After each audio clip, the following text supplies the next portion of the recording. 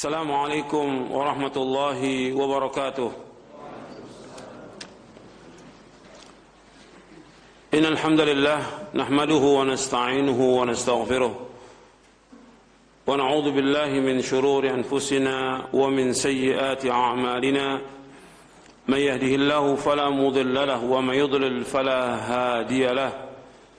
أشهد أن لا إله إلا الله وحده لا شريك له وأشهد أن محمدا عبده ورسوله.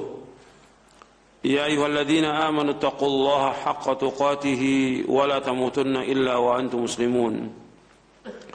يا أيها الناس اتقوا ربكم الذي خلقكم من نفس واحدة وخلق منها زوجها وبث منهما رجالا كثيرا ونساء واتقوا الله الذي تساءلون به والأرحام إن الله كان عليكم رقيبا. يا أيها الذين آمنوا اتقوا الله وقولوا قولا سديدا يصلح لكم أعمالكم ويغفر لكم ذنوبكم ومن يطع الله ورسوله فقد فاز فوزا عظيما.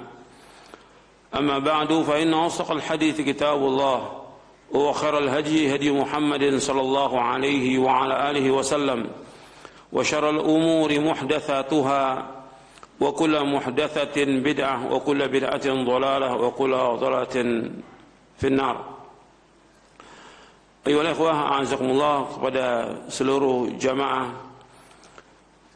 yang mudah-mudahan dirahmati oleh Allah Ta'ala, dan kepada seluruh pendengar dan juga pemirsa Roja yang mudah-mudahan dirahmati oleh Allah Ta'ala. Alhamdulillah, kita bersyukur kepada Allah Subhanahu wa ta'ala atas segala nikmat yang Allah karuniakan kepada kita, nikmat Islam, nikmat iman, nikmat sehat, nikmat afiat, nikmat dijauhkan oleh Allah dari berbagai macam malapetaka. Dan kita bersyukur kepada Allah Ta'ala, kita diberikan oleh Allah kesempatan waktu yang luang untuk talabul ilmi yang merupakan kewajiban atas setiap muslim dan muslimah. Ikhwan fiddin, azakumullah. Kita akan melanjutkan kajian kita dari syarah akidah Ahlussunnah wal Jamaah di poin yang kedua tentang makna dua kalimat syahadat, asyhadu an la ilaha illallah wa asyhadu anna Muhammadar Rasulullah. Kita sudah membahas tentang makna kalimat syahadat, la ilaha illallah, la ma'budu bihaqqin illallah, tidak ada yang disembah dengan benar kecuali hanya Allah. Dan juga kita sudah membahas tentang rukun la ilaha illallah. Ada dua, yang pertama nafi, yang kedua itsbat. Nafi artinya nafian jami'a ma yu'badu min dunillah. Nafi artinya menafikan seluruh apa yang disembah selain Allah. Dan itsbat artinya itsbatul ibadah lillahi wahdah, menetapkan ibadah itu hanya kepada Allah Subhanahu wa ta'ala.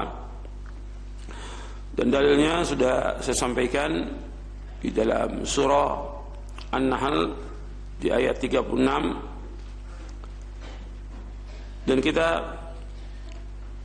akan bahas lagi lanjutan dari makna kalimat syahadat, rukunnya dan syaratnya. Di dalam hadis Nabi sallallahu alaihi wasallam, Nabi menyebutkan tentang kalimat syahadat ini. Nabi bersabda sallallahu alaihi wasallam, "Man qala la ilaha illallah wa kafara bima yu'badu min dunillah, haruma maluhu wa damuhu wa hisabuhu 'ala Allah 'azza wa jalla." Nabi bersabda sallallahu alaihi wasallam, barang siapa yang mengucapkan kalimat la ilaha illallah, tiada ilah yang berhak diibadahkan hanya Allah, wa kafara bima yu'badu min dunillah, dan dia kufur. Arti kufur di sini arti mengingkari semua yang disembah selain Allah. Haruma maluhu wa damu, maka haram hartanya dan darahnya. Wa hisabu 'ala Allah 'azza wa jalla, dan hisabnya atas Allah 'azza wa jalla. Hadis ini sahih, diriwayatkan oleh Imam Muslim. Nabi juga bersabda sallallahu alaihi wasallam, "Man wahhadallaha wa kafara bima yu'badu min dunillahi, haruma maluhu wa damu wa hisabu 'ala Allah 'azza wa jalla. Man wahhada Allah, barang siapa yang mentauhidkan Allah dan dia mengingkari apa yang disembah selain Allah, haruma malu wa damu, maka haram hartanya dan darahnya. Artinya orang ini tidak boleh diperangi, tidak boleh dibunuh, tidak boleh diambil hartanya. Wa hisabu 'ala Allah 'azza wa jalla, dan hisabnya atas Allah 'azza wa jalla. Hadis ini sahih diriwayatkan oleh Imam Muslim dan Ahmad. Di sini disebutkan bahwa orang yang mengucapkan kalimat tauhid, kalimat la ilaha illallah, maka kewajiban dia di samping mengikhlaskan ibadah itu hanya kepada Allah, maka dia wajib mengingkari semua yang disembah oleh manusia kepada selain Allah. Dia wajib mengingkari apa yang disembah selain Allah, dan dia wajib menolak dan mengingkari semuanya. Sebab kita wajib beribadah hanya kepada Allah, dan kita diciptakan oleh Allah untuk beribadah hanya kepada Allah. Wa ma khalaqtul jinna wal insa illa liya'budun. Tidak aku ciptakan jin dan manusia melainkan untuk beribadah kepadaku, kepada Allah, artinya mengikhlaskan ibadah hanya kepada Allah. Tidak boleh menyekutukan Allah dengan sesuatu apapun juga. Karena ilah yang benar itu hanya satu, yaitu Allah. Selain Allah semuanya batil. Ilah yang benar yang disembah itu hanya satu, yaitu Allah. Semua yang disembah oleh manusia selain Allah itu semuanya batil. Allah berfirman di dalam surah Al-Hajj dan juga surah Luqman, "Dzalika bi anna Allah wal haqq wa anna ma yad'una min dunihi wal batil wa anna Allah wal 'aliyyul kabir." Allah berfirman dalam surah Al-Hajj ayat 62, "Dzalika bi anna Allah wal haqq wa anna ma yad'una min dunihi wal batil wa anna Allah wal 'aliyyul kabir."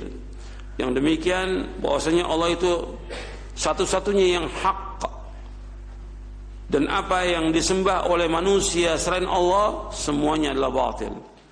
Wa anna Allah wal 'aliyyul kabir, dan bahwasanya Allah itu yang maha tinggi dan Allah itu yang maha besar. Ini dalam surah Al-Hajj surah 22 ayat 62, dan juga nanti bisa dilihat di surah Luqman surah 31 ayat 30.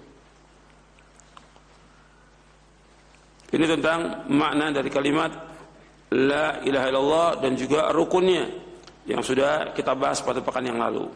Sekarang kita masuk tentang syarat. Tentang syarat-syarat kalimat la ilaha illallah. Syarat yang pertama yaitu al-ilm, yaitu ilmu. Dijelaskan oleh para ulama tentang syarat-syarat ini, karena orang yang mengucapkannya dia harus memahami tentang kalimat ini, harus mengetahui tentang kalimat ini. Makanya disebutkan oleh Hasan al-Basri rahimahullah, kata Hasan al-Basri, sesungguhnya mereka mengatakan barang siapa yang mengucapkan kalimat Allah maka dia akan masuk surga. Artinya beliau bertanya, maka beliau pun mengatakan barang siapa yang mengucapkan kalimat Allah dia akan masuk surga apabila dia menunaikan hak-hak dan kewajibannya dari kalimat Allah. Maksudnya syaratnya, maka dia akan masuk surga. Ini disebutkan di dalam kitab Al-Hujjah fi Bayanil Mahajjah. Begitu juga dikatakan oleh Wahab bin Munabbih rahimahullah, bukanlah kalimat la ilaha illallah merupakan kunci surga? Beliau pun menjawab, iya, kunci surga kalimat la ilaha illallah. Akan tapi tidak ada satupun kunci melainkan ia memiliki gigi. Apabila engkau datang dengan kunci yang bergigi, maka pintu itu akan terbuka. Kalau tidak, maka pintu itu tidak akan terbuka. Ini diriwayatkan oleh Imam Bukhari secara mu'allaq di dalam kitab Sahih Bukhari. Artinya orang yang mengucapkan kalimat Allah dia akan masuk surga. Artinya kalimat Allah merupakan kunci surga. Setiap kunci punya gigi, dan dia nggak akan bisa membuka pintu surga itu kecuali dengan giginya. Maksudnya dengan dia memahami kalimat itu, dan juga dia tahu tentang rukunnya, dan dia tahu tentang syaratnya. Al-Imam Ibn Rajab rahimahullah mengatakan, dengan beliau menukil dari para ulama yang sebelumnya. Kata beliau, kata Imam Ibn Rajab rahimahullah, sesungguhnya kalimat tauhid merupakan sebab masuknya seseorang ke dalam sorga dan selamat dari api neraka. Akan tetapi kalimat tauhid ini memiliki syarat-syarat. Ini beliau sebutkan di dalam kitabnya Jami'ul Ulum wal Hikam. Artinya kenapa para ulama menyebutkan tentang syarat? Karena memang kalimat Allah ini ada syaratnya. Enggak bisa orang hanya mengucapkan tetapi dia tidak tahu tentang makna kalimat ini. Tidak tahu tentang keikhlasan, tidak tahu tentang jujur dan yang lainnya yang kita akan bahas sekarang ini. Yang pertama, syarat pertama al-ilmu. Artinya seorang yang mengucapkan kalimat la ilaha illallah, dia harus tahu tentang kalimat ini. Allah berfirman di dalam surah Muhammad ayat 19, fa'lam annahu la ilaha illallah. Ketahuilah bahwasannya tiada ilah yang berhak diibadahi dengan benar melainkan hanya Allah. Di sini disebutkan dengan kalimat ilm. Fa'lam, ketahuilah. Jadi dia harus mengetahui tentang kalimat ini. Dia harus pelajari tentang kalimat ini. Jadi nggak bisa orang hanya mengucapkan kalimat Allah otomatis masuk surga. Dia harus tahu dulu tentang kalimat ini.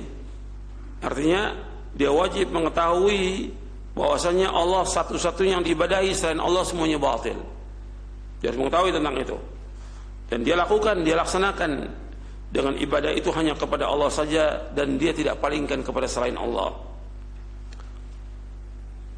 Antum bisa lihat di dalam surah Muhammad di ayat 19, di surah 47 di ayat 19 Allah menyebutkan fa'lam annahu la ilaha illallah wastaghfir li dzambika walil mu'minina wal mu'minat wallahu ya'lamu taqallabakum wa mathwaakum. Ketahuilah bahwasanya tidak ilah yang berhak diibadahi kecuali Allah. Jadi yang pertama dia harus mengetahui dulu ini, memahaminya tentang makna kalimat ini, tentang rukunnya dan konsekuensi dari kalimat ini.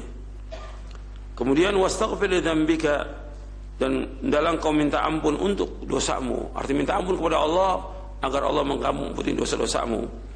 Walil mu'min wal mu'minat, dan bagi orang mukmin laki-laki dan mukmin perempuan. Wallahu ya'lamu taqallabakum wa mathwaakum. Allah mengetahui tentang berbolak-baliknya kamu dan juga tempat tinggal kamu. Jadi disuruh untuk memahami tentang kalimat ini. Sebab al-ilmu itu qabla al-qaul wal amal. Ilmu itu sebelum berkata dan sebelum berbuat. Allah juga berfirman, illa man syahida bil haqq wa hum ya'lamun. Kecuali orang-orang yang mengakui kebenaran tauhid dan mereka mengetahuinya. Artinya mengetahui tentang kebenaran, dia mengetahui tentang kebenaran kalimat Allah. Sedangkan maksud dari mereka, orang-orang mengetahui adalah mengerti dengan hati mereka apa yang diucapkan dengan lisan. Dia mengetahui tentang apa yang diucapkan dengan lisan. Disebutkan di dalam tafsir At-Tabari, Ibnu Jarir At-Tabari rahimahullah ketika menafsirkan ayat ini surah Az-Zukhruf ayat 86, illa man syahida bil haqq wa hum ya'lamun. Dalam surah Az-Zukhruf ayat 86, kecuali orang yang menyaksikan dengan benar dan mereka mengetahui. Imam Ibnu Jarir rahimahullah mengatakan persaksian dia terhadap kebenaran dan ikrar dia terhadap tauhid, maksudnya kecuali yang beriman kepada Allah dan mereka mengetahui tentang hakikat tauhid. Jadi harus dia tahu tentang hakikat ini. Jadi hakikat tauhid artinya beribadah itu hanya kepada Allah saja dan dia mengingkari semua yang disembah selain Allah. Itu hakikat daripada tauhid. Dia wajib mengikhlaskan ibadah itu hanya kepada Allah saja dan dia mengingkari semua yang disembah selain Allah. Jadi bukan hanya mengucapkan, tapi dia tahu tentang makna ini dan dia amalkan dalam kehidupannya. Makanya Nabi bersabda SAW dalam hadis yang sahih yang diriwayatkan dari sahabat Utsman radhiyallahu an. Nabi bersabda SAW, man mata wa huwa ya'lamu annahu la ilaha illallah dakhala al-jannah.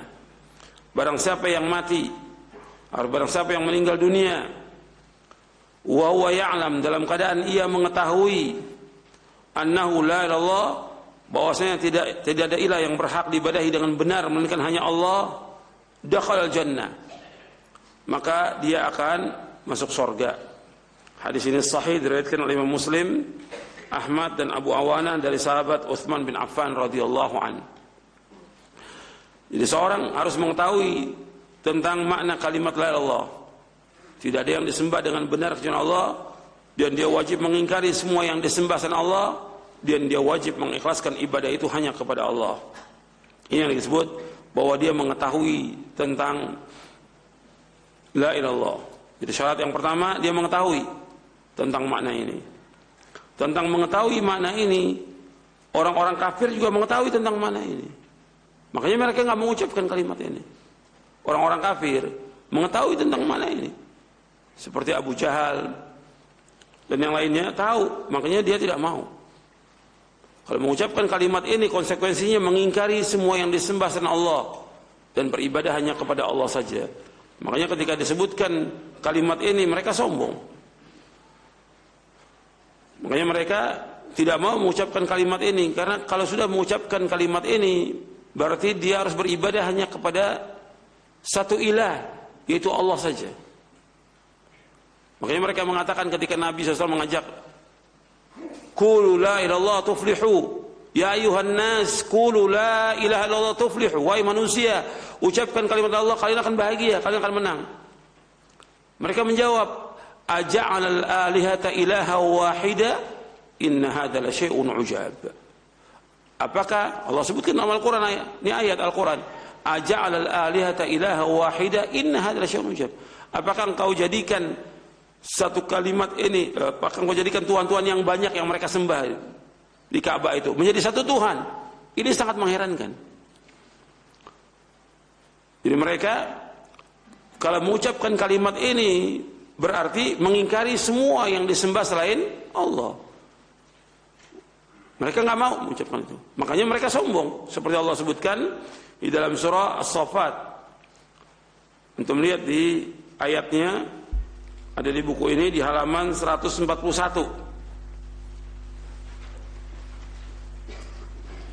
Di surah As-Saffat ayat 35, ayat 36. Allah berfirman, innahum kanu idza qila lahum la ilaha illallah yastakbirun wa yaquluna inna latariku alihatina syar'in majnun. Sesungguhnya mereka apabila dikatakan kalimat Allah, mereka sombong, mereka tolak kalimat itu, dan mereka mengatakan, apakah kami akan meninggalkan Tuhan-Tuhan kami karena seorang penyair yang gila. Artinya Nabi Muhammad SAW dituduh oleh mereka sebagai seorang penyair yang gila oleh orang-orang musyrikin. Tapi Nabi tetap berdakwah, mendakwakan kalimat la ilaha illallah ini. Dan para anbiya wa rasul alaihi wassalatu wassalam juga mendakwakan kalimat ini, kalimat la ilaha illallah. Jadi mereka tahu tentang kalimat ini, makanya mereka nggak mau mengucapkannya. Pada hakikatnya hati mereka meyakini tentang kebenaran yang dibawa oleh para nabi, tapi karena kesombongan mereka ingkar ini. Wajahadu biha wa istaiqanatha anfusuhum dzulman wa 'uluwa. Kata Allah, mereka ingkari apa yang didakwakan oleh para nabi itu, padahal hati mereka meyakini bahwa apa yang disampaikan itu benar. Jadi mereka juga mengetahui tentang kalimat la ilaha illallah, maka mereka tidak mau menyebutkan kalimat ini. Bahwa konsekuensinya harus mengingkari semua yang disembah selain Allah. Kalau kita lihat sekarang kaum muslimin, dia mengucapkan kalimat ini nggak tahu. Diucapkan siang dan malam kalimat, tapi nggak tahu tentang makna kalimat ini, tidak tahu tentang rukun kalimat ini, tidak tahu tentang konsekuensi kalimat ini. Kalimat ini kalimat yang besar, yang sudah saya sampaikan pada pekan yang lalu. Allah menciptakan langit dan bumi dengan kalimat ini. Allah masukkan manusia ke sorga dan juga ke neraka dengan sebab kalimat ini. Masuk ke sorga bagi orang yang melaksanakan kalimat ini dan memahaminya dan mengamalkannya, dan Allah masukkan ke neraka bagi orang yang mengingkari kalimat ini, atau dia mengucapkan kalimat ini tapi dia melakukan perbuatan-perbuatan kesyirikan yang Allah tidak ridho sama mereka. Jadi kalimat ini sampai terjadinya perang pun antara kaum muslimin dan kafirin dengan kalimat ini. Saya sudah bawakan pada pekan yang lalu perkataan Al-Imam Ibnu Qayyim Al-Jauziyah. Kemudian kita masuk syarat yang kedua. Syarat yang kedua al-yaqin. Yang pertama al-ilmu, yang kedua al-yaqin. Jadi orang yang mengucapkannya harus meyakini kalimat ini. Dia yakin. Tidak ada keraguan. Yakin tentang kalimat ini, kalimat yang hak, kalimat yang benar. Dia yakin bahwa satu yang disembah hanya Allah, selain Allah semuanya batil. Dia harus yakin itu. Allah berfirman dalam surah Al-Hujurat di ayat 15, innamal mu'minuna alladzina amanu billahi wa rasulihi thumma lam yartabu wa jahadu bi amwalihim wa anfusihim fi sabilillah ulaika humus shadiqun. Sesungguhnya orang-orang mukmin yang sebenarnya adalah mereka yang beriman kepada Allah dan Rasulnya, kemudian mereka tidak ragu-ragu dan mereka berjihad dengan harta dan jiwanya di jalan Allah. Mereka itulah orang-orang yang benar. Jadi Allah menyebutkan orang-orang beriman adalah orang yang beriman kepada Allah dan Rasulnya, tsumma lam yartabu, tidak ragu-ragu, yakin. Yakin dia kepada Allah, yakin dia kepada Rasulnya sallallahu alaihi wa ala alihi wasallam. Dan dia berjihad dengan harta mereka dan diri mereka di jalan Allah. Artinya berjihad dengan harta mereka dan dengan diri mereka. Jadi kalau para sahabat radhiyallahu anhum, mereka berjuang dengan harta mereka dan juga dengan diri mereka untuk menegakkan agama ini. Ulaika humus shadiqun, dan mereka itulah orang-orang yang benar. Mereka orang-orang yang jujur. Ulaika humus shadiqun, dan para sahabat radhiyallahu anhum ajma'in adalah orang-orang yang jujur. Orang yang jujur. Dan anda perhatikan bahwa orang yang mentauhidkan Allah, mengikhlaskan ibadah kepada Allah adalah orang yang jujur. Orang yang berbuat syirik, dia tidak jujur. Karena dia memalingkan ibadah kepada Allah. Dia mengucapkan kalimat Allah, tapi dia enggak jujur. Dia masih memalingkan ibadah kepada Allah. Enggak jujur. Sama juga dengan orang yang melakukan perbuatan bid'ah. Dia tidak jujur dengan pengakuannya bahwa Nabi Muhammad SAW adalah utusan Allah yang wajib dia taati. Dia enggak jujur. Jadi mubtadi' ahlul bid'ah itu dia tidak jujur dengan pengakuannya dia terhadap syahadat la ilaha illallah dan syahadat Muhammad Rasulullah sallallahu alaihi wasallam. Dia enggak jujur. Mereka adalah orang-orang yang jujur. Para pembohong. Orang melakukan perbuatan bid'ah, para pembohong. Enggak jujur mereka. Kalau dia jujur bahwa Muhammad merupakan utusan Allah yang wajib dia ikuti, dan juga mereka mengatakan cinta kepada Nabi Muhammad, juga enggak jujur, bohong. Kalau dia cinta, konsekuensi cinta kepada Nabi Muhammad SAW apa? Ittiba'. Konsekuensi cinta kepada Nabi Muhammad SAW adalah ittiba'. Dia wajib mengikuti Nabi Muhammad SAW. Dia nggak boleh menambah-nambah agama, nggak boleh. Karena agama Islam sudah sempurna. Dia wajib ikuti apa yang Nabi jalankan, apa yang Nabi laksanakan, apa yang Nabi juga sabdakan. Dia wajib untuk mengikutinya. Sami'na wa ata'na. Ketika dia tidak patuhi itu dan dia berbuat bid'ah dengan akalnya, dengan ra'yunya dan pendapatnya, dia pada akhirnya bohong. Dia berbohong mengatakan cinta kepada Nabi Muhammad SAW. Dan ini dibahas oleh para ulama tentang masalah ini. Jadi kejujuran itu, orang yang jujur lah orang-orang betul-betul beriman kepada Allah dan Rasulnya, tidak ragu-ragu, dilaksanakan perintah Allah dan Rasulnya, sami'na wa ata'na. Dan dia wajib untuk ittiba' kepada Rasulnya SAW. Dan dia berjuang dengan harta dan jiwanya di jalan Allah. Mereka adalah orang yang jujur. Kalau kita bahas kejujuran lagi, panjang ini. Pernah kita bahas. Waktu kita bahas poin yang pertama, ya, tentang indahnya agama Islam. Kemudian Nabi bersabda SAW, asyhadu an la ilaha illallah wa anni rasulullah SAW. Asyhadu an la ilaha illallah wa anni rasulullah la yalqa Allah bihi ma abdun ghaira syakin fihi ma illa dakhala jannah.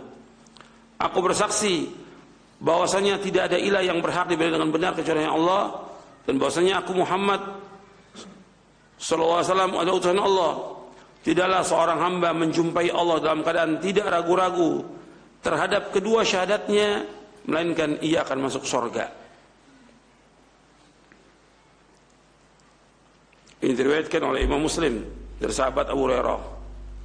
Artinya orang yang bersaksi tidak ilah yang berhak diibadahi melainkan hanya Allah, dan dia bersaksi bahwa Muhammad adalah utusan Allah, dan dia tidak ragu-ragu, dan dia wafat dalam keadaan dia tidak ragu-ragu, dia laksanakan kewajibannya terhadap hak Allah dan hak Nabi Muhammad SAW, maka dia mati dan kemudian dia akan masuk surga. Kalau dia meninggal dunia dalam keadaan demikian, dia meyakini tentang ibadah itu hanya kepada Allah, dan dia meyakini dia wajib ittiba hanya kepada Nabi Muhammad SAW, maka dia akan masuk surga. Perhatikan, dia harus meyakini bahwasanya Allah satu yang wajib diibadahi, selain Allah semuanya batil, dan dia wajib meyakini bahwasanya Rasulullah SAW itu satu-satunya manusia yang wajib diikuti oleh dia. Jadi seluruh manusia ini yang wajib kita ikuti dalam kita beragama hanya satu, yaitu Rasulullah SAW.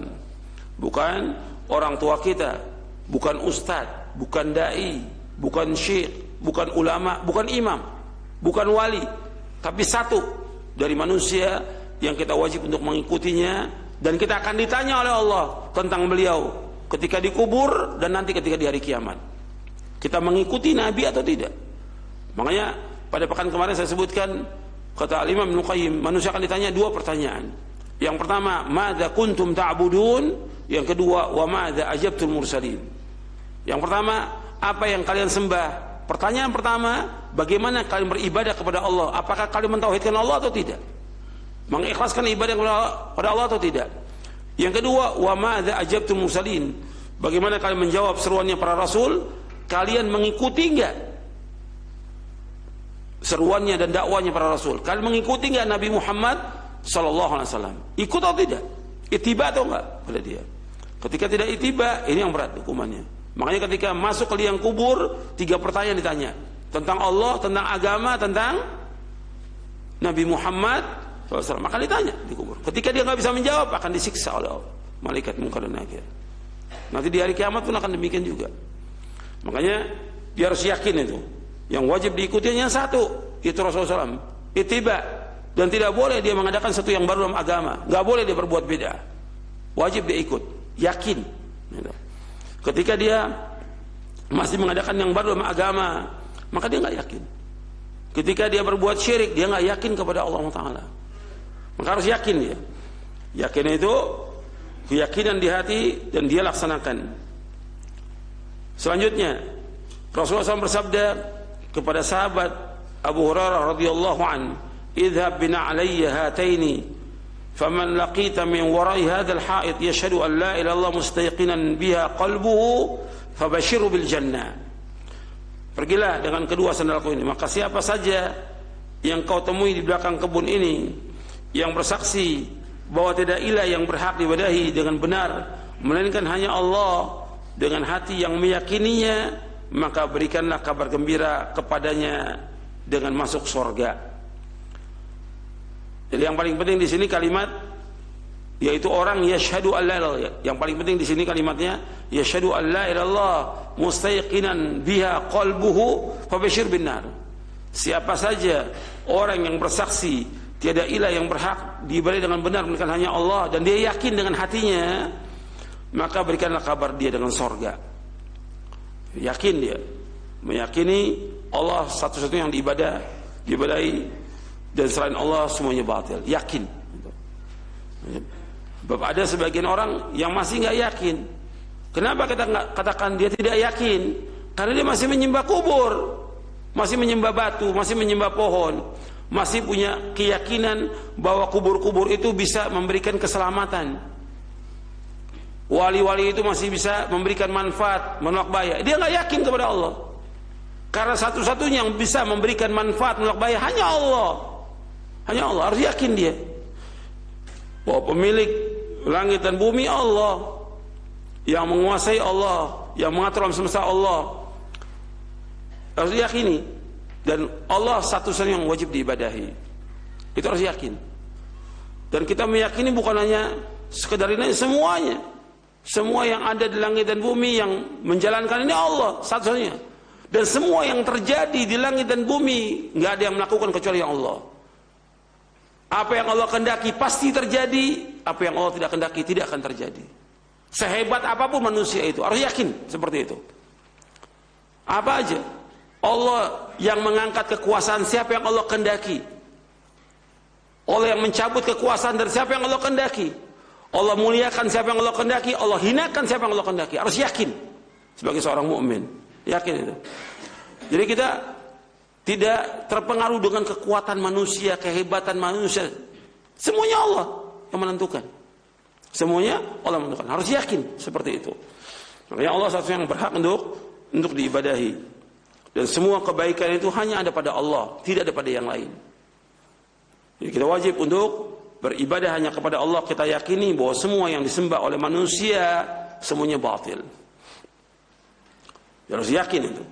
Kalau dia masih meyakini adanya sesuatu kekuatan di balik alam yang nyata ini selain Allah, musyrik. Masih ada.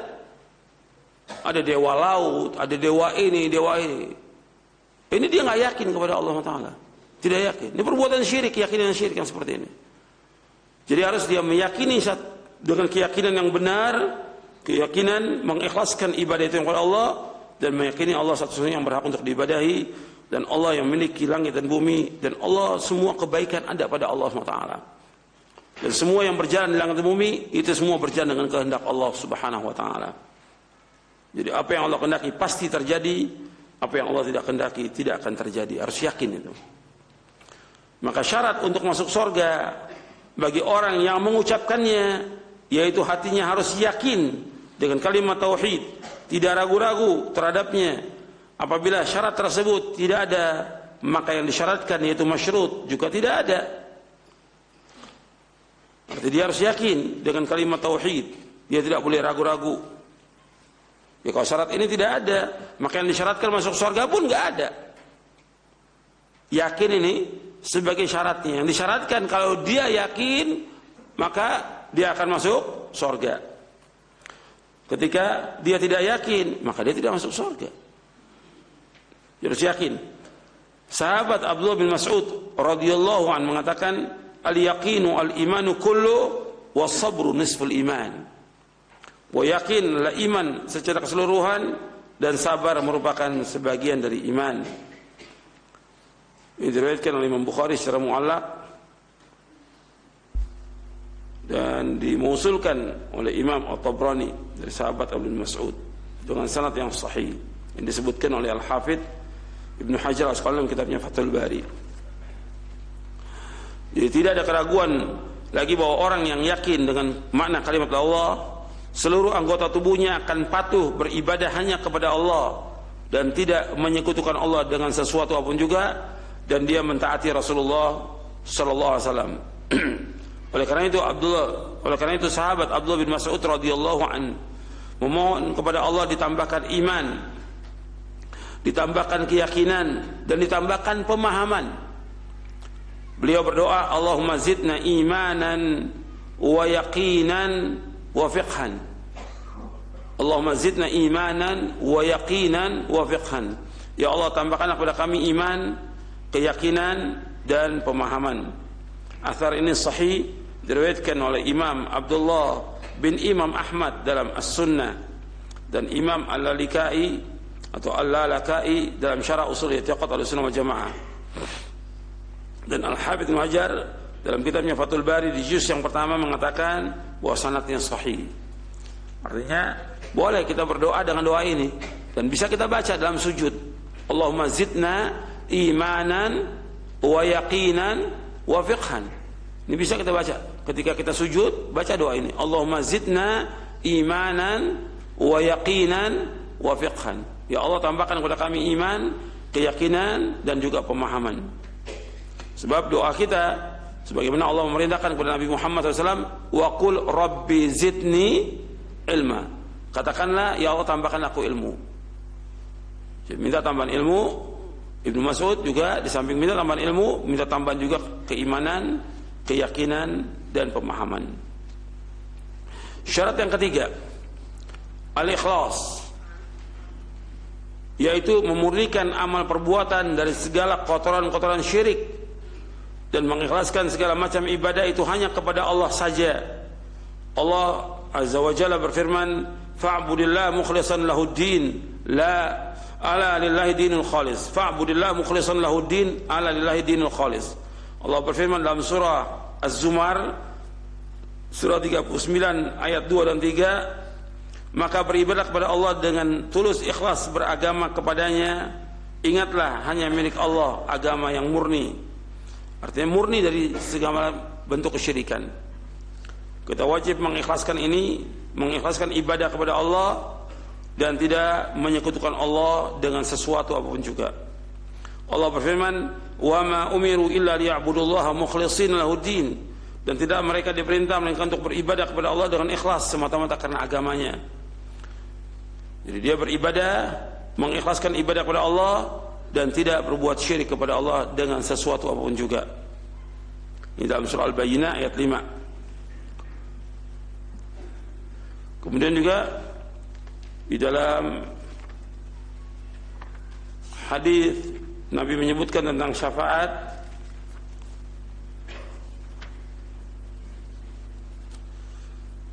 Dan juga Nabi menyebutkan juga Allah akan mengharamkan neraka bagi orang yang mengucapkan kalimat ini dengan ikhlas. Nabi bersabda dalam hadis yang sahih yang diriwayatkan Imam Bukhari dan Muslim. Nabi bersabda, "Fa inna Allah harrama 'ala an-nari man qala la ilaha illallah yabtaghi bidzalika wajha Allah." Sesungguhnya Allah mengharamkan neraka bagi orang-orang yang mengucapkan kalimat la ilaha illallah karena mengharapkan wajah Allah. Hadis sahih riwayat Bukhari dan Muslim. Jadi ikhlas semata-mata beribadah hanya kepada Allah. Itu seorang hamba melakukan ibadah dengan ikhlas semata-mata karena Allah. Dalam semua ibadah dia tidak menyekutukan Allah dengan sesuatu apapun juga. Dan dia tidak memalingkan satu macam ibadah kepada selain Allah. Dia tidak palingkan. Jadi ikhlas itu dia menunjukkan seluruh bentuk ibadah itu hanya kepada Allah. Dia tidak menyekutukan Allah dengan sesuatu apapun juga. Umpamanya ada orang berdoa, dia berdoa kepada Allah, tapi dia berdoa juga kepada selain Allah. Ini syirik namanya. Ini tidak ikhlas. Dia berdoa kepada Allah, dia berdoa juga kepada selain Allah. Dia berdoa juga datang ke kuburannya wali, atau dia berdoa kepada malaikat, atau diminta kepada jin. Ini semua syirik. Ini perbuatan ini semua syirik. Dia tidak ikhlas dalam ibadah kepada Allah SWT. Jadi keikhlasan ini penting dalam agama. Dan asas diterimanya amal ya ikhlas dan ittiba. Jadi harus kita mengikhlaskan ibadah ini kepada Allah, menjauhkan segala macam kotoran-kotoran syirik. Apakah itu syirik besar maupun syirik kecil. Dan orang yang berhak mendapatkan syafaat Nabi Muhammad SAW adalah orang yang ikhlas, yang tidak pernah berbuat syirik. Nabi bersabda SAW, untuk melihat hadisnya, "As'adun nasi bisyafaati yaumal qiyamati man qala la ilaha illallah khalisan min qalbi." Orang yang paling bahagia dengan syafaatku pada hari kiamat adalah orang yang mengucapkan kalimat la ilaha illallah dengan ikhlas dari hatinya.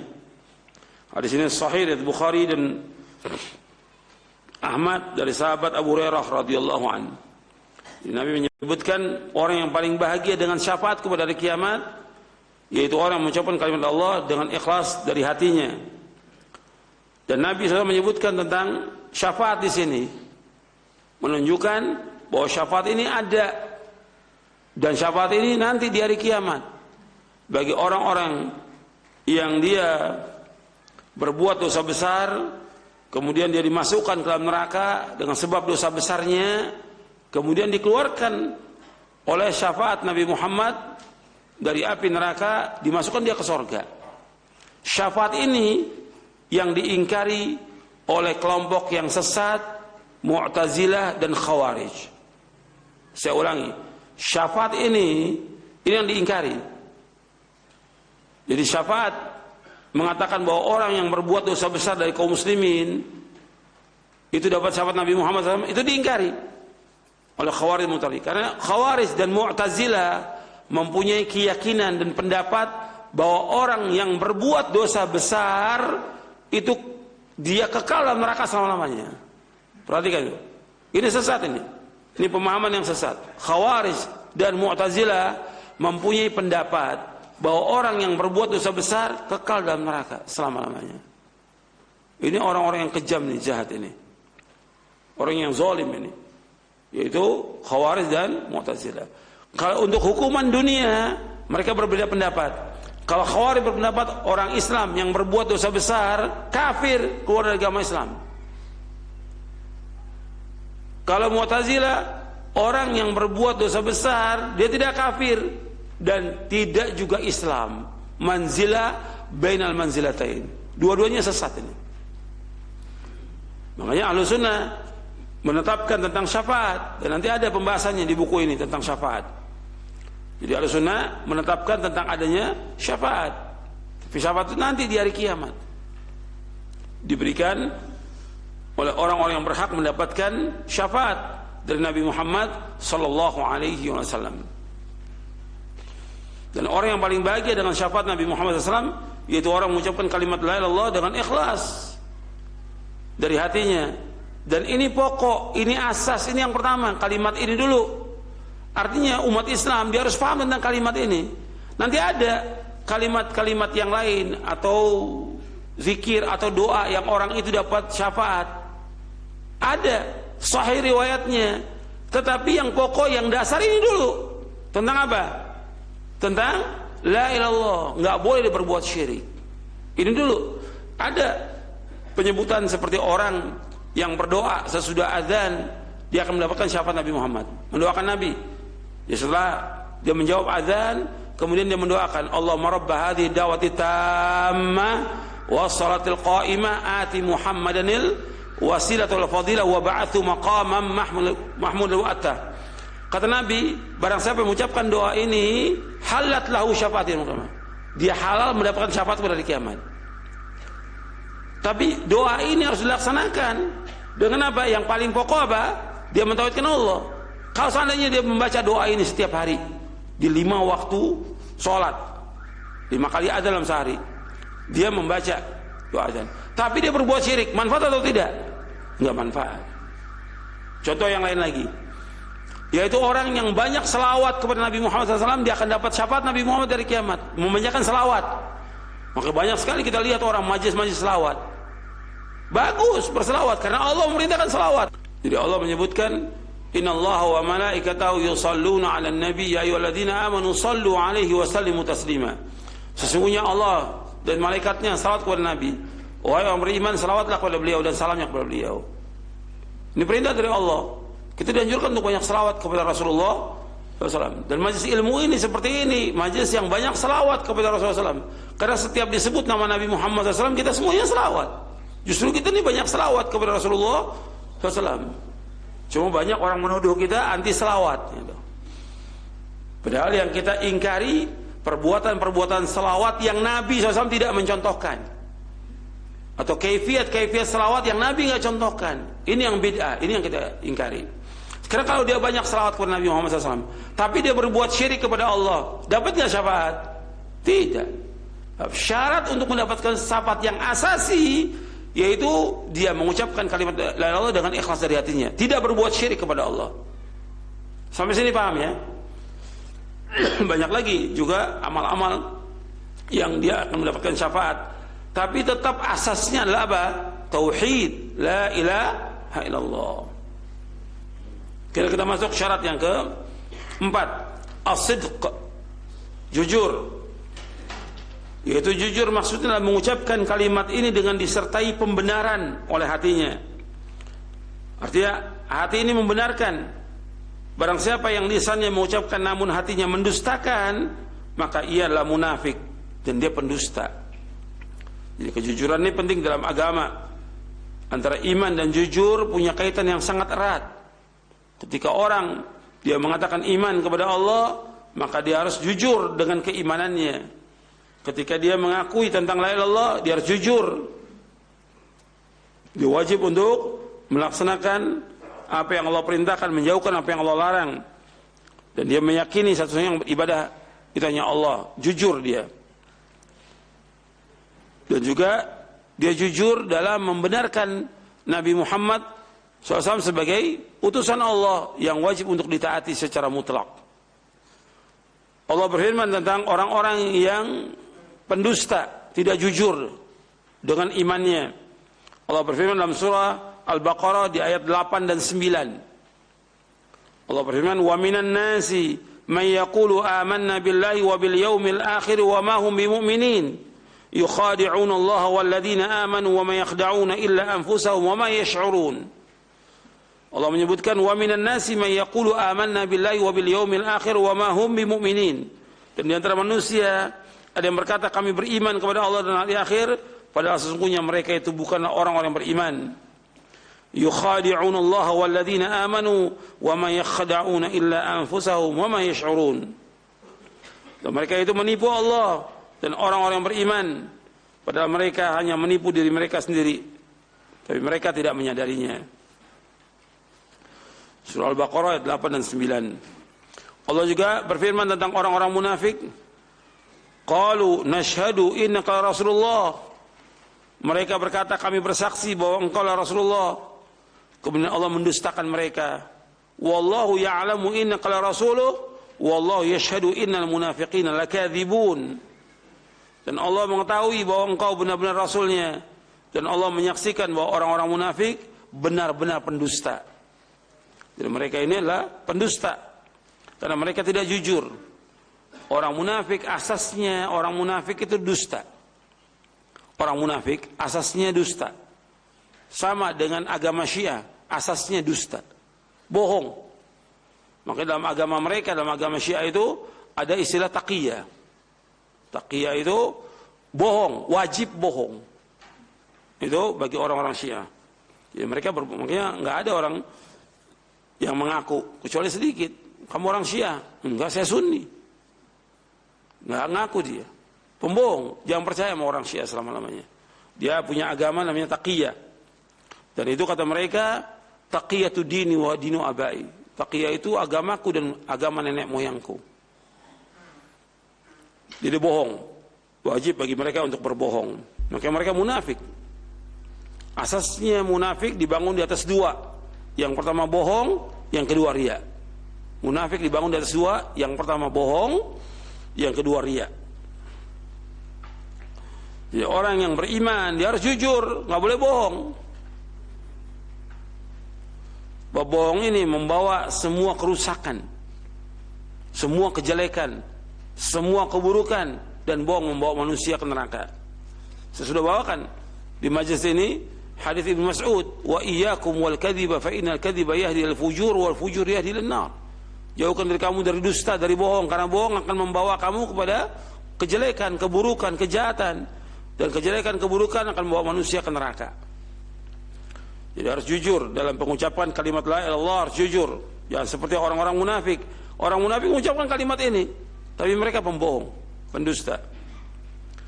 Ketika orang itu jujur dari hatinya, maka dia laksanakan konsekuensi kalimat ini, dia amalkan, dan dia jauhkan segala macam perbuatan syirik, maka dia diharamkan oleh Allah masuk neraka dengan kejujurannya. Antum lihat hadisnya, Nabi bersabda SAW, "Ma min ahadin yashhadu an la ilaha illallah wa anna Muhammadar Rasulullah sidqan min qalbihi illa harramahu Allahu 'alan nar." Tidaklah seorang bersaksi bahwa tiada ilah yang berhak diberi dengan benar melainkan hanya Allah, dan bahwasanya Muhammad adalah Rasulullah dengan jujur dari hatinya, melainkan Allah mengharamkan masuk neraka. Artinya setelah dia bersaksi la ilaha illallah Muhammad Rasulullah, dia jujur dari hatinya. Dia membenarkan semua itu. Jadi bukan hanya membenarkan, tapi dia memahami, dia meyakini, dan dia mengamalkan dalam kehidupannya. Beribadah itu hanya kepada Allah, dan dia wajib ikut ittiba hanya kepada satu orang, yaitu Rasulullah sallallahu alaihi wasallam. Ini orang yang jujur. Dan saya sudah katakan tadi bahwa orang yang berbuat syirik adalah orang yang tidak jujur. disebutkan oleh Syekh Muhammad bin Shalih Utsaimin rahimahullah ketika beliau mensyarah tentang as-sidq dalam kitabnya Riyadhus Shalihin. Syarah Riyadhus Shalihin. Dia mengatakan orang yang berbuat syirik enggak jujur kepada Allah. Bohong persaksiannya. Orang yang berbuat bid'ah juga enggak jujur. Dia mengatakan Nabi Muhammad adalah utusan Allah, dia enggak jujur. Kalau dia mengakui Nabi Muhammad utusan Allah, dia enggak berbuat bid'ah. Dia harus mengikuti ittiba' kepada Rasulullah sallallahu alaihi wasallam. Dia enggak jujur. Sama juga ketika orang mentakwil ayat-ayat Allah, mentakwil sifat-sifat Allah, ditakwil dia enggak jujur. Kalau dia jujur, dia wajib taslim, menerima apa yang Nabi jelaskan. Dia tidak menolak. Kemudian yang kelima, syarat yang kelima, al-mahabbah, kecintaan. Maksudnya mencintai kalimat tauhid, mencintai isinya dan mencintai apa yang ditunjukkan di atasnya.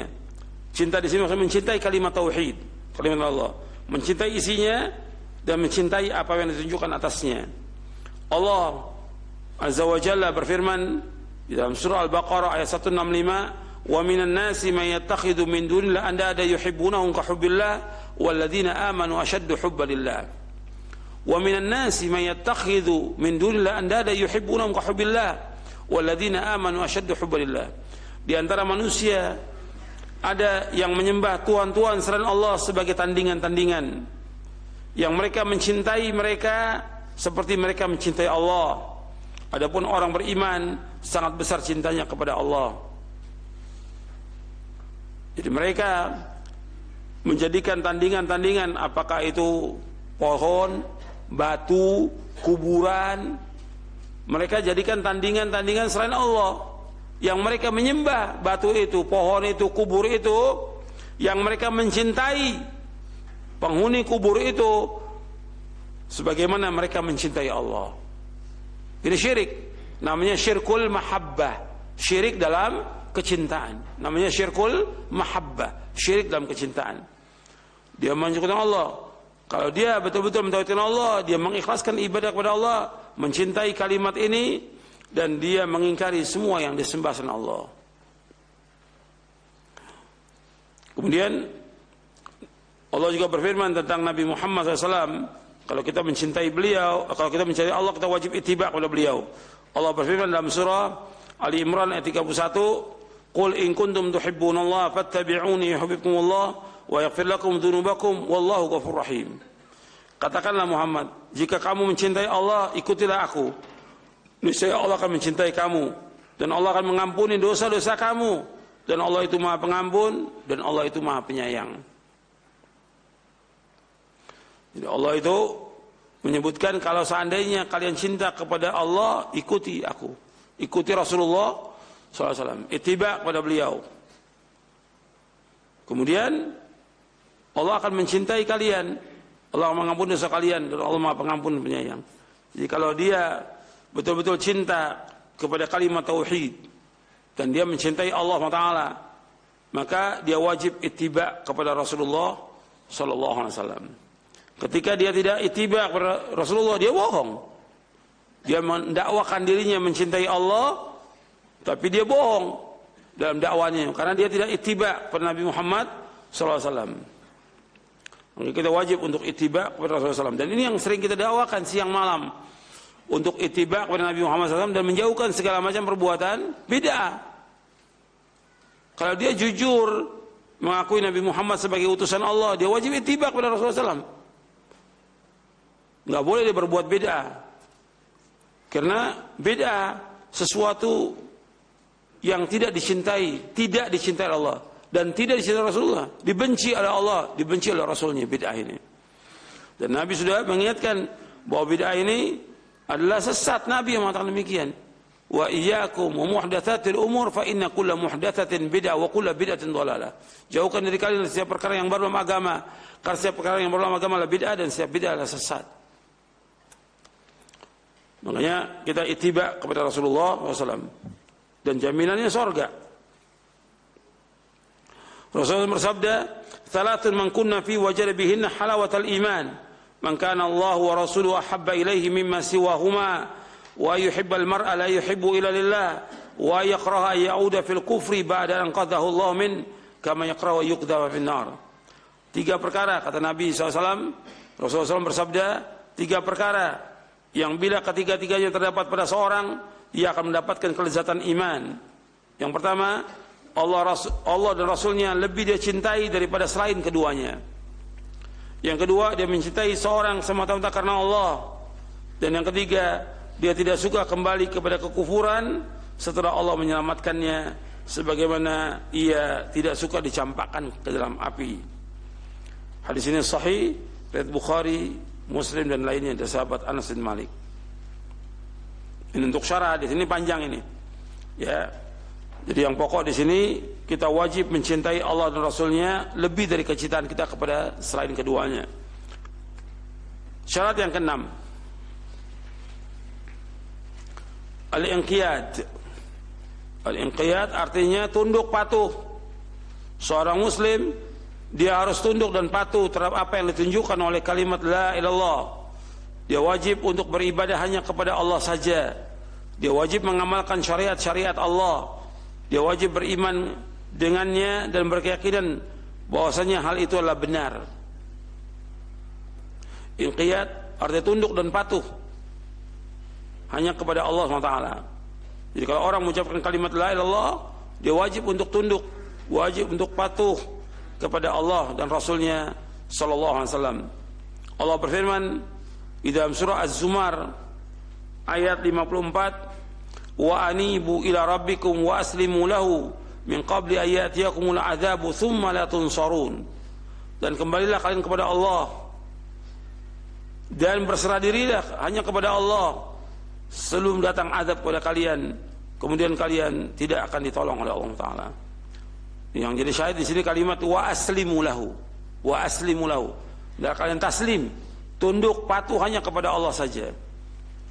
Allah juga berfirman dalam surah An-Nisa di ayat 125, wa man ahsanu dinan mimman aslama wajhahu lillahi wa huwa muhsinun wattaba'a millata Ibrahim hanifa wattakhadallahu Ibrahim khalila. Dan siapakah yang lebih baik agamanya daripada orang yang ikhlas berserah diri hanya kepada Allah sedang dia mengerjakan kebaikan dan mengikuti agama Ibrahim yang lurus, dan Allah memilih Ibrahim sebagai kekasihnya, kesayangannya. Di sini sebutkan barang siapakah yang lebih baik agamanya daripada orang yang ikhlas kepada Allah, berserah diri hanya kepada Allah, dan dia ittiba. Artinya berbuat baik di sini maksudnya dia ittiba kepada Rasulullah sallallahu alaihi wasallam. Allah juga berfirman, wa man yuslim wajhahu ila Allah wa huwa muhsinun faqad istamsaka bil urwatil wuthqa wa ila Allah aqibatul umur. Barang siapa yang berserah diri kepada Allah sedangkan dia orang yang berbuat kebaikan, maka sungguhnya dia telah berpegang kepada tali yang kokoh hanya kepada Allah kesudahan segala urusan. Artinya dia wajib taslim kepada apa yang Allah perintahkan, apa yang diperintahkan oleh Rasulnya SAW, wajib taslim. Lebih tegas ayatnya antum lihat dalam surah An-Nisa. Di sini saya nggak bawakan, antum lihat dalam surah An-Nisa surah yang keempat ayat 65. Surah yang keempat ayat 65 Allah berfirman, fala wa rabbika la yu'minuna hatta yuhakkimuka fima shajara bainahum thumma la yajidu fi anfusihim harajan mimma qadaita wa yusallimu taslima. Allah berfirman dalam surah An-Nisa surah yang keempat ayat 65, fala wa rabbika la yu'minun, demi Rabbmu mereka tidak dikatakan beriman, hatta yuhakkimuka fima shajara bainahum, sampai mereka menjadikan engkau Muhammad sebagai hakim terhadap apa yang mereka persisikan dalam mereka. Thumma la yajidu fi anfusihim harajan mimma qadaita, kemudian mereka tidak mendapati rasa haraj, rasa sempit dari apa yang engkau putuskan. Wa yusallimu taslima, dan mereka taslim. Artinya kalau sudah datang wahyu dari Allah dan juga perintah dari Rasulullah SAW, kewajiban dia untuk tunduk taslim. Enggak pakai tanya-tanya lagi. nggak pakai dia fikirkan lagi, apalagi dia tolak dengan akalnya. Wajib dia taslim. Sami'na wa ata'na. Wajib, kalau sudah datang dari Al-Quran penjelasannya, dia wajib untuk menerima. Jangan dia tolak dengan akalnya. Saya bawakan contoh seperti Allah menyebutkan tentang Allah di atas arsy. Allah menyebutkan Allah di atas langit. Dia di atas arsy. Kewajiban dia untuk taslim, terima ayat-ayat ini. Jangan ditolak. Atau dia tafsirkan dengan ra'yunya, nggak boleh. Ini tidak inqiyad, tidak tunduk. Jadi syarat yang keenam ini yang qiyad, tunduk dengan apa yang Allah tetapkan. Dia beribadah hanya kepada Allah saja. Dia wajib ittiba' kepada Nabi Muhammad SAW. Itu wajib untuk taslim. Kalau sudah diperintahkan tentang wajibnya satu perkara, wajib dia untuk terima. Wajib mentauhidkan Allah, menjauhkan syirik, wajib taslim. Sami'na wa ata'na. Dia tunduk, patuh, laksanakan. Jangan dia tolak. Apa aja yang Allah perintahkan dalam Al-Quran dan Nabi perintahkan, wajib dia untuk tunduk. Dia terima. Jangan ditolak dengan akalnya, jangan ditolak dengan perasaannya, jangan ditolak dengan banyaknya manusia. Tidak boleh. Dia wajib untuk inqiyad. Makanya ketika kita berbicara tentang definisi Islam, disebutkan al-Islamu al-istislamu lillahi bitauhid wal inqiyadu lahu bita'ah wal bara'atu minasyirki wa ahli. Itu Islam. Jadi Islam itu menyerah diri kepada Allah dengan total, tunduk dan patuh hanya kepada Allah. Kemudian dia berlepas diri dari kesyirikan dan orang berbuat syirik. Yang terakhir, syarat yang ketujuh. Yang ketujuh, al-qabul. Yaitu menerima kandungan dan konsekuensi dari kalimat syahadat ini. Dia beribadah hanya kepada Allah saja. Dan meninggalkan ibadah kepada selain Allah. Siapa aja yang mengucapkan kalimat ini, tetapi dia tidak menerima, dia tidak mentaati, maka ia termasuk orang-orang yang difirmankan oleh Allah Ta'ala, innahum kanu idza qila lahum la ilaha illallah yastakbirun wa yaquluna a inna latariku alihatina li syairin majnun. Dalam surah As-Saffat ayat 35 36. Sungguh dahulu apabila dikatakan kepada mereka la ilaha illallah, tidak ilah yang berhak diibadahi dengan benar melainkan Allah, mereka menyombongkan diri dan mereka berkata, apakah kami harus meninggalkan sesembahan kami karena seorang penyair yang gila? Artinya orang-orang yang mengucapkan kalimat la ilaha illallah tapi dia nggak mau terima, dia ingkari. Dia menginginkan kalimat ini tapi dia masih menyembah kubur, menyembah batu, menyembah pohon, masih percaya pada dewa laut dan yang lainnya. Ini berarti dia tidak menerima, atau dia tidak menerima syariat yang dibawa oleh Nabi Muhammad sallallahu alaihi wasallam. Makanya tentang kalimat la ilaha illallah ini betul-betul harus kita pahami tentang rukunnya, tentang maknanya, tentang konsekuensinya, tentang rukunnya, dan tentang syaratnya. Dan ini semuanya mudah, tidak sulit. Semuanya ini mudah, tidak sulit. Kewajiban kita untuk memahami kalimat ini dan mengamalkannya. Dan ini tidak sulit. Kalau kita belajar, kita laksanakan, ini semuanya mudah. Para ulama menyebutkan tentang syarat ini untuk memudahkan. Dia harus memahami dan dia harus meyakini dan dia harus mengamalkannya. Saya pikir cukup sampai di sini kajian kita. Mudah-mudahan yang saya sampaikan bermanfaat untuk saya dan untuk sekalian. Dan kalau ada yang kurang jelas, untuk mau tanyakan silakan. Wassalamualaikum Nabi Muhammadin sallallahu alaihi wa ala alihi wasallam. Nah, kami ucapkan terima kasih untuk Al-Ustaz. Jazakumullahu khairan. Materi bahasan yang sangat bermanfaat yang telah disampaikan di pagi hari ini. Ikhwatal Islam, pendengar dan pemirsa, kita masuk sesi interaktif. Silakan untuk di kesempatan pertama kami buka dari penelpon. Assalamualaikum warahmatullahi wabarakatuh. Waalaikumsalam warahmatullahi. Silakan, dengan siapa, dari mana Ibu? Dari Umu Iqbal di Jambi, Ustaz. Silakan. Ya, begini Ustaz. Saudara saya ada yang sakit. Cuman untuk pergi berobat, dia pergi ke pengobatan alternatif. Dia menganggap pengobatan itu hanya untuk perantara. Dia meyakini bahwasanya Allah yang Maha menolong gitu, Ustaz. Bagaimana dengan pemahaman begini, Ustaz? Alternatifnya bagaimana Ibu? Mohon maaf. Alternatifnya dengan pengurutan begitu. Cuman baca-bacaannya mungkin dia nggak mengetahui. Ada baca-bacaan tertentu begitu ya. Baik. Ya mungkin nggak mengetahui apa yang dibaca kayak gitu. Awalnya pasti baca Bismillah kayak gitu kan. Iya. Jadi bagaimana dengan pemahamannya yang begini? Dia meyakini bahwasanya Allah yang Maha Menolong. Iya. Nah, baik. Mohon penjelasannya Ustaz. Assalamualaikum warahmatullahi wabarakatuh. Waalaikumsalam warahmatullahi wabarakatuh. Terima kasih Ibu. Nah, silahkan Ustaz. Berkaitan dengan masalah pengobatan. Pengobatan secara hukum syar'i, Nabi menyuruh untuk berobat kalau orang itu sakit. Disuruh untuk berobat.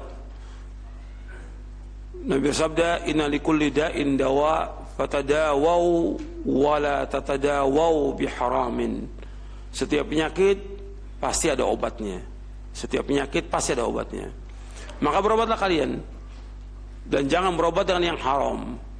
Artinya Nabi menyuruh untuk berobat, tapi jangan berobat dengan yang haram. Artinya berobat, dia apakah ke dokter, apakah itu herbal, tapi berobat yang sudah jelas bahwa itu memang menyembuhkan. Mujarrab, artinya sudah dicoba bahwa itu menyembuhkan. Tapi jangan berobat dengan yang haram, apakah dekat barang-barang yang haram, atau dia datang ke dukun, atau dengan bacaan mantra yang gak jelas.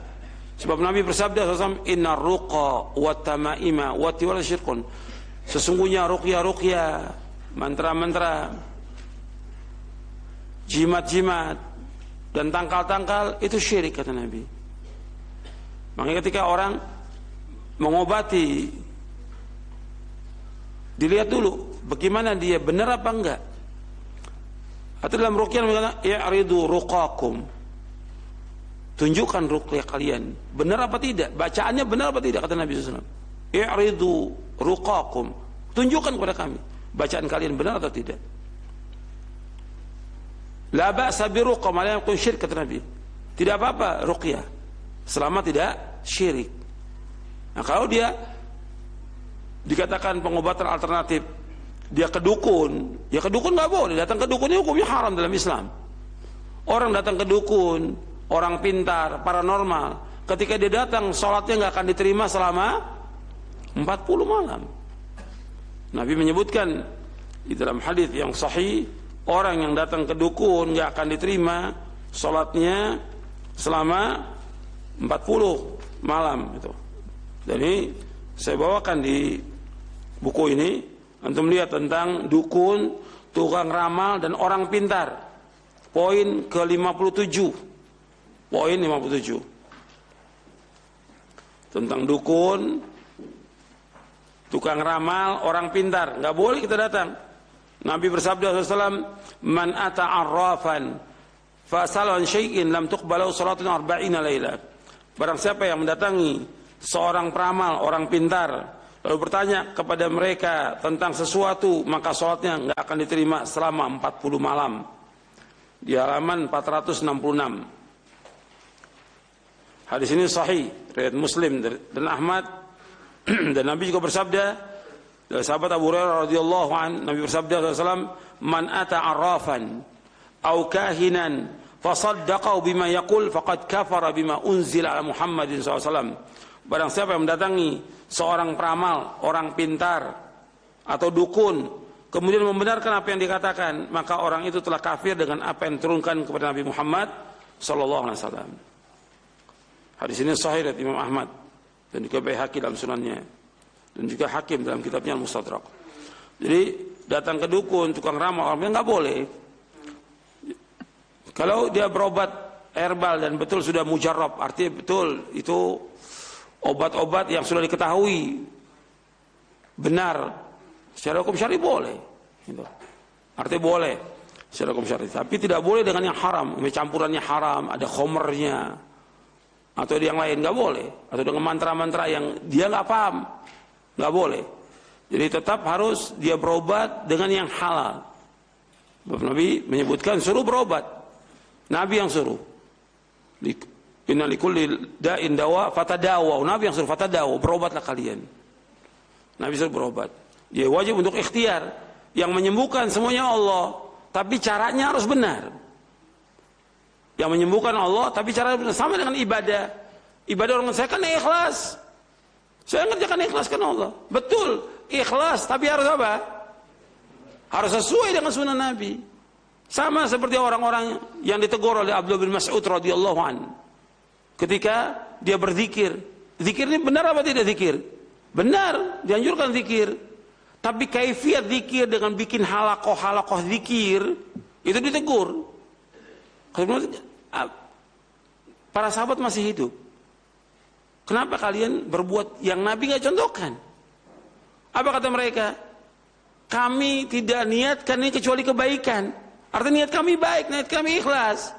Apa kata maksud? Wa kam min muridin khairi la yusibahu. Betapa banyak orang yang niatnya baik, tapi caranya nggak benar, nggak diterima oleh Allah. Artinya dia ikhlas harusnya tiba. Nah sekarang sama seperti dalam masalah pengobatan. Dia berusaha bagaimana supaya dia sembuh, gitu. Tetapi caranya nggak benar. Caranya nggak benar. Jadi harus dia sesuai dengan cara yang dibenarkan menurut syariat. Tidak dia melakukan pelanggaran. Nggak boleh berbuat yang haram. Ikhtiar, tetap ikhtiar. Doa juga dia melakukan doa supaya disembuhkan oleh Allah Subhanahu wa ta'ala. Tapi nggak boleh caranya itu salah, nggak boleh. Nggak boleh juga dia bergantung kepada selain Allah, nggak boleh. Ya, saya pikir itu jawabannya. Wallahu alam. Terima kasih Ustaz, jazakallahu khairan jawaban dan nasihatnya. Selanjutnya masih kami angkat dari penelpon yang kedua di 0218236543. Kami persilahkan. Ya, sudah masuk Bapak atau Ibu? Assalamualaikum Ustaz. Waalaikumsalam warahmatullahi wabarakatuh. Dengan siapa, dari mana Bapak? Silakan. Dari Kalimantan. Pak Fandi, silakan. Pak Ustaz, katanya kalau mengamalkan ayat kursi 1000 kali itu nggak ada dicontohkan Nabi dan tidak boleh dilakukan. Jadi kalau menurut dalil Pak Ustaz, kalau mengamalkan ayat kursi itu menurut dalil yang tertulis berapa kali ya Pak Ustaz? Yang kita maksud dalil yang tertulis. Nah, iya. Berapa kali ya Pak Ustaz? Itu aja Pak Ustaz. Assalamualaikum. Nah, terima kasih Bapak. Waalaikumsalam warahmatullahi wabarakatuh. Silakan Ustaz. Iya. Ini kaidah-kaidah dalam zikir dan doa. Ini ada di dalam buku Doa dan Wirid, kaidah-kaidahnya. Sebab kita harus tahu tentang kaidah-kaidah itu dengan dasar dalil kaidahnya dari Quran dan Sunnah. Sekarang tentang ayat kursi, nggak ada penyebutan ayat kursi dibaca 1000 kali atau 100 kali, nggak ada nas, nggak ada dalil sama sekali. Yang ada penyebutannya Nabi SAW membaca ayat kursi ketika selesai sholat yang wajib, yang 5 waktu. Kemudian juga Nabi baca juga ketika Nabi zikir pagi dan petang. Begitu juga ketika mau tidur. Itu yang ada nasnya, dalilnya ada. Adapun apakah 5 kali, 10 kali, 100 kali, nggak ada nas, nggak ada dalil. Jadi kembali kita dalam masalah ini kembali kepada dalil. Sama dengan yang lain juga. Ketika orang menyebutkan tentang bacaan ya Latif, ya Latif, dari mana keterangannya bacaan ini? Disebutkan 1100 kali bisa terbang. Dari mana? Bisa menghilang kalau baca ya Latif itu. Ini semuanya nggak benar. Artinya mereka mengarang-arang, mengada-ada yang Nabi nggak contohkan. Ini perbuatan-perbuatan bid'ah yang dilakukan oleh banyak masyarakat. Dan yang ngasih itu siapa? Yang ngasih amalan itu siapa? Ya kiai. Bukan orang awam yang ngasih. Kamu ngamalkan ini 5 kali, 10 kali, 100 kali. Yang ngasih siapa? Kiainya, ustadznya. Sekarang kalau satu yang dia sesatkan, satu ini. Kalau 1000 yang dikasih, 1000 orang. Makanya banyak orang awam yang nggak ngerti itu sering datang kepada kiai. Pak Kiai minta amalan, minta amalan. Saya juga pernah ada orang datang minta amalan. Amalannya Quran dan Sunnah, nggak ada yang lain sudah. Jadi amalan apa Ustaz? Amalan Quran dan Sunnah. Kamu baca zikir, zikir sesuai dengan Sunnah Nabi. Ada zikir pagi dan petang. Ini bukunya nih, kamu baca ini. Zikir pagi petang. Jadi memang ada orang-orang itu datang ke kiai-kiai, datang, Pak Kiai saya minta amalan. Amalan apa? Ya itu amalan supaya bisa kuat, bisa nggak mempan dibacok gitu, atau bisa segala macam sudah. Ini semuanya sesat dan menyesatkan. Nggak ada dalam Islam seperti ini, nggak ada. Nabi SAW waktu perang Uhud luka parah, Nabi nggak punya ilmu kebal Nabi. Padahal Nabi tetap zikir kepada Allah Taala. Jadi nggak ada ilmu kebal dalam Islam. Nggak ada juga bacaan-bacaan tertentu bisa masuk surga. Iya betul bisa masuk surga, tapi tetap harus melaksanakan konsekuensi dari kalimat itu. Seperti ayat kursi itu ada 10 poin. Nanti kapan-kapan kita bahas tentang 10 poin dari ayat itu. Ayat kursi ada 10 manfaat dari ayat kursi yang perlu kita bahas. 10 poin disebutkan oleh Al-Hafidz Ibnu Katsir dalam tafsirnya. Jadi kita harus paham bahwa ayat kursi ini bisa masuk ke surga. Ya harus paham tentang isinya ayat kursi itu, konsekuensi dari pengamalan ayat kursi itu. Jadi bukan sekedar dibaca, dia harus paham tentang isinya. Dari yang pertama aja tentang tauhid. Allahu la ilaha illa huwal hayyul qayyum. Yang pertama, Allahu la ilaha. Kalimat Allahu la ilaha illa hu itu menunjukkan tentang la ilallah, la ma'budu bihaqqin illallah. Itu yang satu. Belum lagi pembahasan tentang al-hayyu, al-qayyum dan seterusnya. Itu panjang, ada 10 poin itu. Dijelaskan oleh Al-Hafidz Ibnu Katsir di dalam tafsirnya. Ya, yang lain silakan. Jazakallahu khairan jawaban dan nasihatnya. Selanjutnya kami angkat pertanyaan dari pesan singkat. Ada 2 penanya yang berkaitan. Assalamualaikum warahmatullahi wabarakatuh. Mengenai syarat-syarat kalimat la ilaha illallah tadi, bagaimanakah hukumnya jika seorang muslim yang tidak memiliki satu syarat dari ke-7 syarat tersebut, apakah dengan demikian keislamannya diragukan dan harus mengucapkannya kembali? Mohon penjelasan dan nasihat dari hal ini, jazakallahu khairan. Mana dia tahu bahwa orang itu nggak punya sama sekali syarat? Ya mesti ada. Paling nggak dia mengetahui tentang kalimat ini, atau dia diajarkan. Arti kewajiban kita kepada kaum muslimin, kita husnudzon kepada mereka, bahwa mereka sudah mengucapkan kalimat ini, mudah-mudahan kalimat ini bisa menyelamatkan mereka dari api neraka. Husnudzon kepada kaum muslimin. Sambil kewajiban kita sebagai seorang dai menjelaskan kepada umat tentang tauhid agar mereka paham. Karena secara umum kaum muslimin dia tahu tentang kalimat ini tapi nggak tahu tentang maknanya, nggak tahu juga tentang rukun syaratnya. Tapi ada yang dia tahu dari itu. Tetapi perlu dipahamkan dengan benar. Jadi perlu waktu, penjelasan ini perlu waktu. Karena nanti di akhir zaman ada orang yang cuma mengucapkan kalimat ini, nggak disebutkan oleh Nabi SAW. Dia tahu atau tidak, dia tahu nggak rukunnya syaratnya, tapi dia mengucapkan kalimat ini. Itu kata Nabi, tunjihi minan nar, menyelamatkan diri dari api neraka dengan kalimat ini, kalimat tauhid la ilallah. Jadi kita secara umum kita mendakwakan aja. Jangan kita mengkotak-kotak kaum muslimin. Ini kaum muslimin nggak paham ini tempatnya neraka, jadi menghukumi, jangan.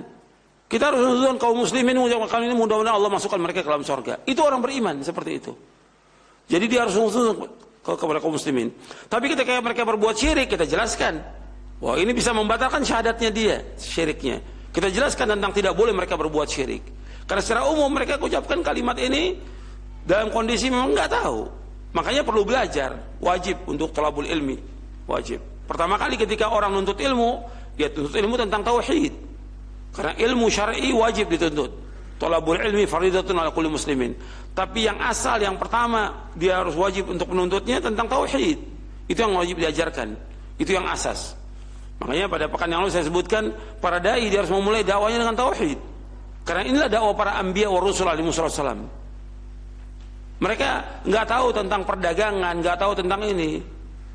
Itu nggak ada masalah untuk pertama. Yang pokok apa dulu? Tauhid dulu. Kalau dia sampai nggak tahu tentang tauhid, ini fatal. Semua ibadah dia bisa lakukan, perdagangan dia bisa lakukan, tapi tauhid nggak tahu, bisa membatalkan kalimat syahadatnya dia. Atau dia berbuat syirik yang dia nggak tahu. Atau dia tahu tapi dia masih lakukan mengikuti orang banyak. Ini kan fatal. Makanya harus dia belajar tentang yang asas, yaitu kalimat tauhid. Itu yang asas. Tapi kita tetap tidak boleh mengatakan oh kaum muslim ini syahadatnya nggak benar. Gitu. Jangan menghukumi. Nanti akhirnya kalau menghukumi jadi seperti khawarij nanti. Kalau dia muslim begini kafir, ini orang Islam kafir, itu bahaya nantinya. Kita jangan menghukumi, kita mendakwakan manusia ini. Adapun mereka berbuat kesalahan, kita ingatkan tetap. Berbuat kesyirikan, lebih lagi kita ingatkan. Makanya dakwah kita nggak pernah tinggal. Tauhid dan melarang orang dari perbuatan syirik. Terus siang dan malam dakwah ini. Karena inilah dakwah yang dilakukan oleh para nabi dan para rasul. Ketika tidak melakukan dakwah ini, maka dia menyimpang dari dakwah para nabi, menyimpang dari siratal mustaqim. Ya, sampai sini dulu. Ada yang mau tanya lagi? Silakan. Satu pertanyaan yang terakhir kami angkat dari pesan singkat kembali dari saudara Adi Berlian Makmur, Sumatera Selatan. Assalamualaikum warahmatullahi wabarakatuh. Sering mendapati nas bahwasannya Allah Subhanahu wa taala mengampuni dosa selain dosa kesyirikan bagi siapa yang dikehendakinya. Beruntung sekali mereka yang dikehendaki oleh Allah diampuni dosanya, Ustaz. Yang jadi pertanyaan saya adalah orang seperti apakah yang dikehendaki di dalam nas tersebut? Terima kasih, jazakallahu khairan, Ustaz. Allah SWT menyebutkan dalam surah An-Nisa di ayat 48, Allah berfirman, "Innallaha la yaghfiru an yushraka bihi wa yaghfiru ma duna dzalika liman yasha wa man yusyrik billahi faqad iftara itsman 'azima." Sesungguhnya Allah tidak mengampuni dosa yang berbuat syirik, dan Allah mengampuni dosa selain syirik bagi siapa yang Allah kehendaki. Dan barang siapa berbuat syirik maka dia telah berbuat dosa besar yang paling besar.